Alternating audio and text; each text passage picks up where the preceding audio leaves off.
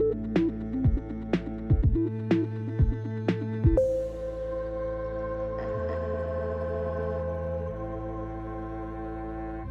guys, welcome back to releasethecraftin. Priscilla here for another episode of Storycraft. And you guys, this is the second one this month. Can you believe it? We are back in action. We are on a roll. And I am telling you guys the story, the very long, complex story of Theseus and the Minotaur, which shouldn't be this long and complex, but it is. Here we are. You guys know how I tell stories, so let's get into it. I am very excited to share this with you.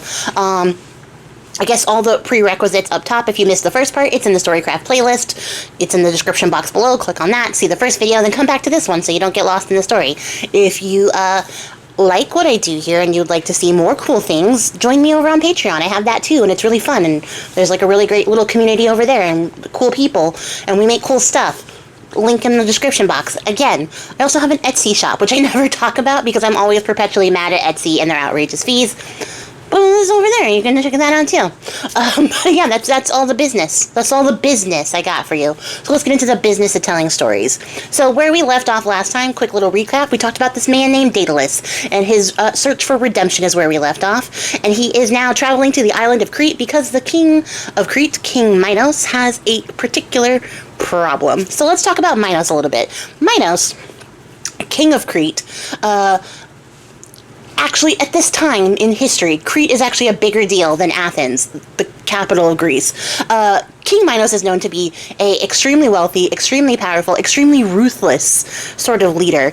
And he's a little bit feared by everyone because he has the most powerful fleet in all of the Aegean seas. So, like, nobody wants to go up against Minos because he will send his fleet down on you with the quickness and murderize you, right? He'll get you off the map if you piss Minos off. That's how strong and big and bad Minos is. And he has a fleet, right? So he's always working on the ocean. He's always running ships across the water. That's how fleets work. I don't have to explain that to you. But the important part is that he's always dealing with the seas and the ocean with his boats, right? And who rules the sea?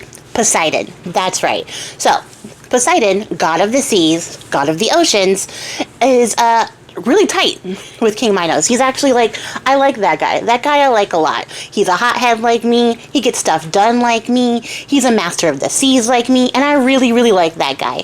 So King Minos has a working relationship with Poseidon where he offers him sacrifices and does all the offerings and all the things. So he always is successful on the seas because he is favored by Poseidon, right? Like they're bros. And what happens is that one day Poseidon's like, you know what? My good buddy King Minos, he's been doing so well for me. He's been just like out here sailing these ships, conquering people in my name. I'm feeling like I feel pretty blessed and beneficial. I'm gonna bless the fuck out of this guy. So Poseidon sends a white bull to the island of Crete. And this bull is magnificent. It is the largest bull they've ever seen. It's like white fur is like pristine, peak. It's got white horns. It's a freaking albino bull. Okay, you guys, I don't have to explain this to you. This bull is like immaculate. Imagine a bull in your head. Now imagine it 50% larger and totally white. Now you have the bull. It is shining. It is shimmering. People are coming around all over the place to see this bull. The bull is amazing. I cannot stress this enough. In fact, it is so amazing that when Minos sees it and he's like, that's a really nice bull, he knows that this bull is sent as like a, hey, a little elbow nudge from his buddy Poseidon, who's like, hey, I'm sending this to you because you're my favorite person. Sacrifice it to me in my name because I'm an egomaniac.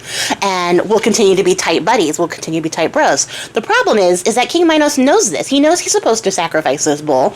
And he knows that he's supposed to sacrifice it to his good buddy Poseidon. But the problem is, it's a really nice bull, you guys. It's a really, really nice bull. So King Minos is debating on what to do here, and he's like, I don't know. This is such a good bull, I'd hate to waste it, especially for just like a sacrifice. I mean, it looks so nice out here in my pasture with all my other cows, and if I leave it, then it'll start mating with my cows, and then I'll have a bunch of really nice bulls and cows out here to like fill my thing if I use this cow as a stud or this bull as a stud. So then he's like, yeah, that's what I'm gonna do. I'm gonna keep it. I'm King Minos. I'm a smart guy. I know things. And you guys, believe it or not, Poseidon took that personally. He took that personally, and he was like, hey, I thought we were buddies. What the heck? And Minos was like, it's such a nice bull, though. Like, you don't want to waste it like this. And then Poseidon was like, I'm never a waste. I know my value. I know my worth. And actually, I'm enraged that you would act this way so flippantly about our good friendship. So, what Poseidon ends up doing in his rage at not having this bull sacrificed to him is he ends up calling Eros, who some of you may know better as Cupid, but that is the Latin name for him. Eros is, by some accounts, Aphrodite's son. By other accounts, not her son at all. But he is the little angel baby with the little bow and arrow who shoots people with his arrows and makes them fall in love. In some versions, he's not a baby. He's a full-grown man. In the Greek version, he's a full-grown man. So, this full-grown young man with wings shows up and he's like, hey, Poseidon, what's up? What do you need? And he's like, hey, see that bull? And he's like, yeah, that's a really nice bull. I can't even believe there's such a nice bull out there with those mortals. And he's like, yeah, no, shut up. I know the bull's nice. You see the bull? You see the king's wife? Oh, yeah, he has a wife. King Minos has a wife, you guys. And her name is Pasiphae. And so he's like, see the bull? See the wife? Do I have to spell it out for you? And Eros is like, oh, I love a good shenanigan. I love a little bit of fuckery. So absolutely, yeah, you don't have to spell it out. Say less, bro. So what does he do? He shoots Pasiphae with one of his love arrows so that she will see the bull and fall madly in love. And you guys guess what happens?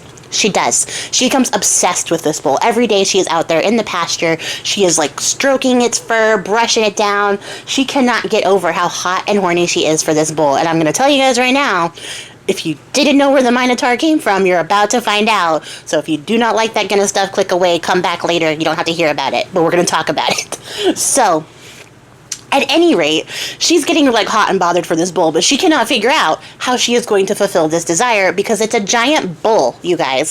So she's like, I can't just go up to a bull. Like, that's not going to work. What do I do? And so at this time, around this time, guess who shows up in the kingdom? Yeah, that's right. It's our buddy from the first story, Daedalus. Daedalus and Icarus show up. Daedalus presents himself at the court of King Minos. Minos is like, shut your face hole. I already heard about you and how you pushed that little boy off a roof. You fucking monster. And then Daedalus is like, yeah, I might be a monster, but I'm also really, really smart. So, like, maybe I could work for you for a couple of years. I could sign a contract. And then when my contract is up and I invent all these cool things for you, you could let me go and forgive me for my crime, maybe? And then Minos is like, okay, yeah, you're a monster, but I'm also a monster. And, yeah, game recognizes game, bro. Like, get in here. So they sign a contract, a work contract with Daedalus. So Daedalus is going to invent all this cool stuff for him. And when he fulfills his contract of inventing for Minos, Minos is going to sign it, let him go, and he's going to be free to fuck off, absolved of all of his sins of killing a child because he was jealous of him.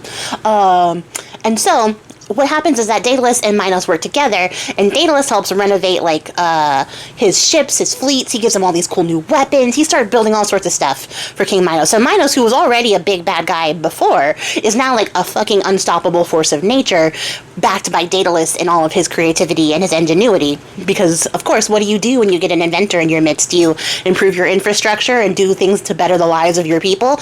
No, you build weapons. You build weapons and you go to war like a big dictator would.